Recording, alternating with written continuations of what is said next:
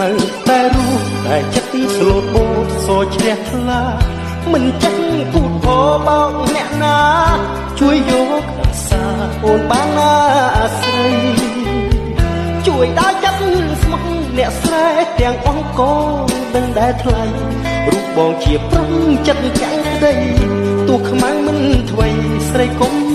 ខ្មៅតែរូបតែចិត្តស្លូតបូតសោជ្រះថ្លាមិនចេះพูดพ้อบองអ្នកណាជួយយកអាសាអូនបានណាអាស្រ័យជួយដើរចាប់ស្មោះអ្នកស្រែទាំងអង្គដឹងដែលថ្លៃរូបបងជាប្រឹងចិត្តចាំងក្តីទោះខ្មៅមិនថ្វីស្រីគុំទោះខ្មៅតែរូបតែចិត្តស្លូតបូតសោជ្រះថ្លាមិនចេះพูดพ้อบองអ្នកណាជួយយកអាសាអូនបាន